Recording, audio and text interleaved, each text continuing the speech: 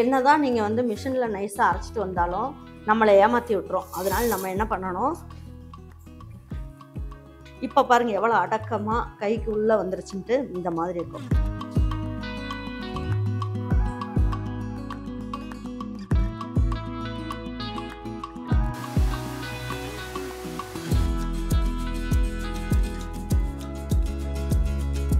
சூப்பரான டேஸ்டான ஒரு தேன் குழல் தான் பார்க்க போகிறோம். இந்த தேன் குழலுக்கு மாவு எப்படி அரைக்க போகிறோம் அப்படிங்கிற டீட்டெயில்ஸும் சொல்லிவிட்டு இதில் நான் முறுக்கம் செஞ்சு உங்களுக்கு காமிக்கிறேன். இந்த வருஷம் தீபாவளிக்கு ரொம்ப யூஸ்ஃபுல்லாக இருக்கும். எல்லாருக்கும் இனிய தீபாவளி நல்வாழ்த்துக்கள். தீபாவளி வந்துருச்சு. இப்போ மசாலாலாம் நிறைய பேர் வாங்கிட்டு இருக்கீங்க. அதுக்கு ஆஃபரே நம்ம இன்னும் கொடுக்காம இருக்கிறதுனால நான் என்ன பண்ண போகிறேன், 700 ரூபாய்க்கு மேலே வாங்குறவங்களுக்கு 5% டிஸ்கவுண்ட்டும், 1500 ரூபாய்க்கு மேலே வாங்குறவங்களுக்கு 10% டிஸ்கவுண்ட்டும், 3000க்கு மேலே வாங்குறவங்களுக்கு 15% டிஸ்கவுண்ட்டும் கொடுக்கலான்னு இருக்கோம். நல்ல தரமான மசாலா வேணும்னு நிறைய பேர் எதிர்பார்த்துட்டு இருப்பீங்க. அந்த மாதிரி வேணுன்றவங்களுக்கு இப்போ ஆஃபர் இருக்கு. பயன்படுத்திட்டு எல்லாருக்கும் வாங்கி கொடுங்க. அதுக்கப்புறம் நம்மகிட்ட லட்டு, முறுக்கு, அதிரசம், மிக்சர் இது எல்லாமே கிடைக்குது. இது எல்லாமே இப்போ ஆஃபரில் கொடுக்க போகிறேன். 10% டிஸ்கவுண்ட்டோட உங்களுக்கு கொடுக்க போகிறேன். நீங்கள் இந்த ஆஃபர் நீங்கள் வாங்கணும்னு நீங்கள் நினச்சிங்கன்னா தீபாவளிக்கு ஒரு வாரத்துக்கு முன்னாடியே நீங்கள் வந்து எல்லாமே ஆர்டர் பண்ணி வாங்கி வச்சுக்கோங்க. அதுக்கப்புறம் கொரியர் ஆஃபீஸ்லாம் லீவுன்றுவாங்க. அதனால வேணுன்றவங்க இந்த ஆஃபரை பயன்படுத்தி பலகாரங்கள் எல்லாமே வாங்கிக்கோங்க. ஒரு ஹெல்த்தியான தீபாவளியாக இந்த வருஷம் கொண்டாடுங்க. பாருங்கள், இன்றைக்கி பச்சரிசி வந்து 1 கிலோ அளவுக்கு எடுத்து, மாவு பச்சரிசி 1 கிலோ எடுத்து நல்லா கழுவிட்டு வெயிலில் காய வச்சுட்டு எடுத்து வச்சுருக்கேன். இது 1 கிலோ அளவுக்கு பச்சரிசி. இதுக்கு என்னென்ன பொருட்கள்லாம் சேர்க்க போகிறோன்னு பார்க்கலாம். அதுக்கு 150 கிராம் அளவுக்கு வெள்ளை உளுந்து எடுத்துக்கணும்.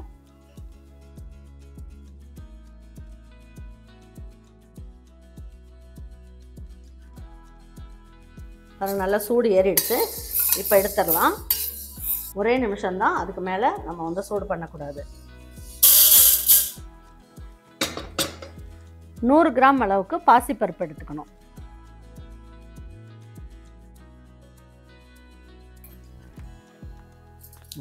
சூடு ஏறிடுச்சு. இப்போ இதையுமே எடுத்துடலாம்.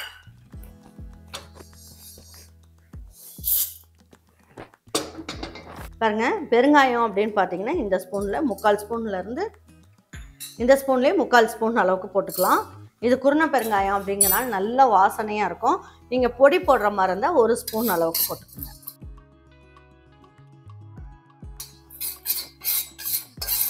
இதை மட்டும் நல்லா வறுத்தரலாம்.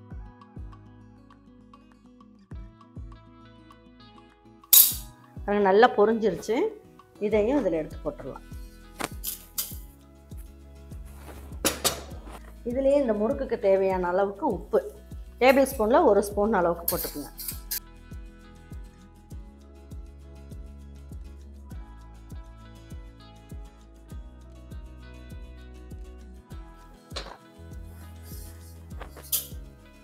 பாருங்க, இப்போ நல்லா சூடாக இருக்குது கடாயி. இப்போ ஸ்டவ் ஆஃப் பண்ணிடுங்க. ஆஃப் பண்ணிவிட்டு இந்த சூட்லேயே நம்ம என்ன பண்ணணும் பாருங்கள், இப்போ அந்த அரிசியை இதிலே போட்டுருங்க. போட்டுட்டு பாருங்கள், ஸ்டவ் ஆஃப் பண்ணி வச்சுருக்கேன். நல்லா சூடாக இருக்குது. அதுலேயே போட்டு சும்மா ஒரு பெரட்டு பெரட்டிக்கலாம்.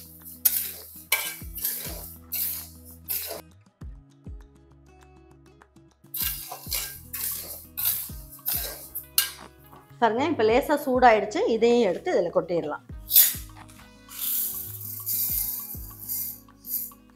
பாருங்கள், இது நல்லா ஆறணுன்னு மிஷினில் கொடுத்து அரைச்சிட்டு வந்துடலாம். நைஸாக அரைச்சிட்டு வந்துடுங்க. இதை அரைக்கும் போது நீங்கள் கவனத்தில் வைக்கிறது என்ன அப்படின்னு பார்த்தீங்கன்னா, இதுக்கு முன்னாடி கோதுமை அரைச்சிருக்கக்கூடாது, ராகி அரைச்சிருக்கக்கூடாது. அரிசி மாவு அரைச்சிருந்தாங்கன்னா அதுக்கப்புறமா இதை கொடுத்து அரைச்சிட்டு வந்துடுங்க. அப்போ தான் வெள்ளையாக இருக்கும் முறுக்கு. இல்லைன்னா கோதுமை மாவெல்லாம் அரைச்சதில் நீங்கள் போட்டிங்க அப்படின்னா விழுவிழுன்னு இருக்கும். உங்களுக்கு கோதுமை மாவு இதில் கலந்துரும். இப்போ அரைச்சிட்டு வந்தவுடனே நம்ம முறுக்க செய்யலாம். இப்போ வந்து மாவு வந்து நல்லா அரைச்சிட்டு வந்து பாருங்கள், சுட சுட இருக்குது மாவு. இல்லை ஆவியே பறக்குது, அந்த அளவுக்கு சூடாக இருக்குது. இப்போ நல்லா அரைச்சிட்டு வந்துட்டு இந்த அளவுக்கு நல்லா நைஸாக அரைச்சிடணும். என்ன தான் நீங்கள் வந்து மிஷினில் நைஸாக அரைச்சிட்டு வந்தாலும் நம்மளை ஏமாற்றி விட்டுரும். அதனால் நம்ம என்ன பண்ணணும், இந்த மாதிரி நைஸ் கண் எடுத்துக்கோங்க. நைஸ் கண் எடுத்து ஜலிச்சுக்கலாம்.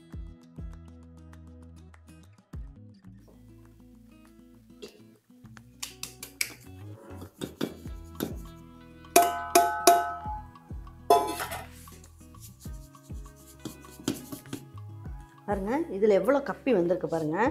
இது எல்லாம் தான் நமக்கு வந்து முறுக்கு சுடும் போது வெடிக்கும். அதனால் நம்ம என்ன பண்ணணும், இது எல்லாமே ஜலிச்சது எல்லாமே எடுத்து நம்ம போட்டுடலாம். இந்த மாதிரி ஜலிக்கணும். கண்டிப்பாக நைஸ் கண் வச்சு ஜலிச்சுக்குங்க. இப்போ மாவை நல்லா ஒரு வாட்டி கலந்து விட்டுக்குங்க. கலந்து விட்டுட்டு நம்ம என்ன பண்ணலாம், கலந்து விட்டுட்டு நமக்கு தேவையான அளவுக்கு எள்ளு பாருங்கள், எள்ளு வேணாலும் போட்டுக்குங்க, இல்லைன்னா வந்து ஓமம் வேணாலும் போட்டுக்கலாம். இது நம்மளுடைய விருப்பம்தான். இந்த எள்ளையும் இதில் நல்லா ஒரு டேபிள் ஸ்பூன் நிறைய போட்டுக்குங்க. போட்டுட்டு நம்ம என்ன பண்ணணும், நீங்கள் வெண்ணெய் வேணாலும் போட்டுக்கலாம். அதை லேசாக சுட வச்சு ஊற்றிக்கணும். நான் வந்து இன்றைக்கி எண்ணெய் தான் ஊற்றுறேன்.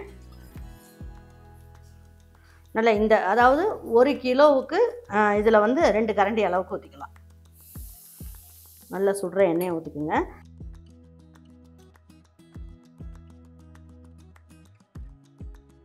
நல்லா இதை வந்து மிக்ஸ் பண்ணி விடணும். சூடு ஆறிடுச்சுன்னா கையை வைங்க, இல்லைன்னா பார்த்து கை வைங்க. பாருங்கள், இந்த அளவுக்கு நல்லா இந்த மாதிரி உடச்சுட்ட மாதிரி நல்லா பிசைஞ்சிக்குங்க. அப்போ தான் வந்து எண்ணெய் எல்லா பக்கமும் பிடிச்சி முறுக்கு வந்து நல்லா சாஃப்டாக கிடைக்கும். நீங்கள் இதில் சோடாலாம் எதுவும் போட வேண்டாம். உங்களுக்கு வேணும்னா ஜீரகம் இல்லைன்னா ஓமம் கூட சேர்த்துக்கலாம்.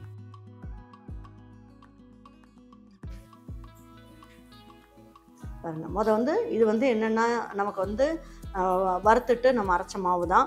அப்படியே தூள் மாதிரி இருந்து கொட்டும் போதே புகையாக வந்தது. இப்போ பாருங்கள் எவ்வளோ அடக்கமாக கைக்கு உள்ளே வந்துருச்சுன்ட்டு இந்த மாதிரி இருக்கும். பார்க்குறதுக்கே நல்லா சாஃப்டாக இருக்கும். இதுக்கு மேலே நம்ம என்ன பண்ணலாம், இதில் எண்ணெய் கொஞ்சம் இருக்கிறதுனால இந்த எண்ணெயுமே கொஞ்சம் அப்படி ஊற்றி விட்டுறேன். வேஸ்ட் பண்ண வேண்டாம். தண்ணி ஊற்றி பிணைஞ்சிக்கலாம். பச்சை தண்ணி தான், சுடு தண்ணி கிடையாது.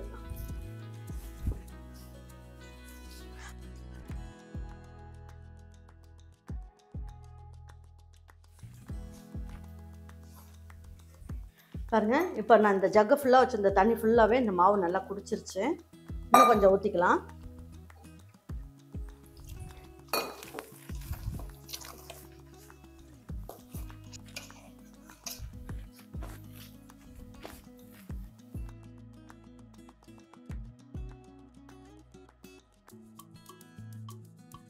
இந்த கையில் எடுத்து பார்த்தீங்கன்னா உங்களுக்கு மாவு நல்லா சாஃப்டாக இருக்கும். இந்த மாதிரி இருந்ததுன்னா உங்களுக்கு வந்து புளியறதுக்கு ஈஸியாக இருக்கும். ரெடி பண்ணிட்டோம். இப்போ வந்து என்ன பண்ணலாம், இந்த மாதிரி ஈர துணி எடுத்துக்கோங்க. எடுத்துகிட்டு இதை மூடிக்கணும்.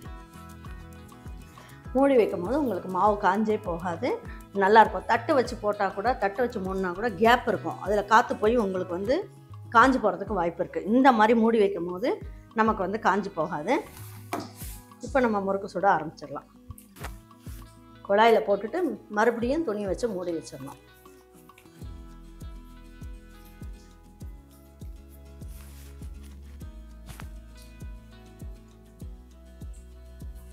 பாருங்க, முறுக்கு வந்து நம்ம புளியும் போது உடஞ்சி வந்துருச்சுன்னா தண்ணி பத்தலைன்னு அர்த்தம். அப்போ 1 ஸ்பூன் அளவுக்கு தண்ணி ஊற்றிட்டு பிணைஞ்சிக்குங்க. அதே மாதிரி இந்த மாதிரி துணியில், அதாவது நிறைய தண்ணி வந்துருச்சுனாலும் கவலைப்படாதீங்க. இந்த மாதிரி துணியை விரித்து போட்டு நீங்கள் புழிஞ்சிக்கலாம். புழிஞ்சிட்டு கொஞ்சம் நேரம் விட்டுருந்தீங்கன்னா அப்படியே தண்ணியெல்லாம் இழுத்துரும். அதுக்கப்புறம் நம்ம வந்து சுட்டுடலாம். நீங்கள் தண்ணி ஜாஸ்தி ஆகிடுச்சுன்னா எண்ணெய் இழுக்கும். அதுக்கப்புறம் நமக்கு புளியறதுக்குமே ரொம்ப, அதாவது வேகிறதுக்கும் லேட் ஆயிரும். அதுதான்.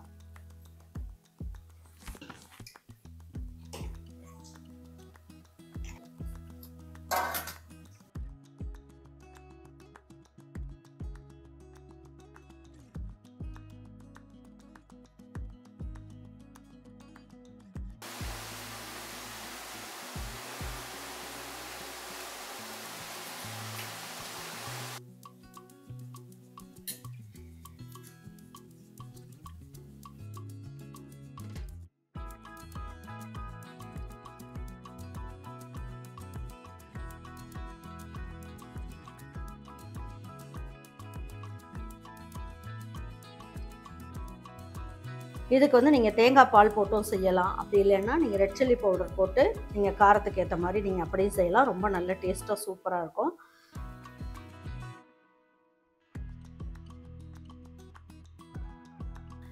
பாருங்க, இந்த மாதிரி முறுக்கு நல்லா சூப்பராக இந்த வருஷம் தீபாவளிக்கு நல்லா பச்சரிசி, உளுந்தம்பருப்பு, அதுக்கப்புறம் பாசிப்பருப்பு எல்லாமே லேசாக வறுத்துட்டு நீங்கள் செய்யுங்க. ரொம்ப நல்லா அருமையாக இருக்கும். உங்கள் வீட்டில் இருக்கவங்களுக்கு இந்த மாதிரி முறுக்கு வேணும் அப்படின்னு நினச்சிங்கன்னா இந்த வருஷம் தீபாவளிக்கு இதே மெத்தடில் செய்யுங்க. ரொம்ப நல்லா டேஸ்ட்டாக சூப்பராக இருக்கும்.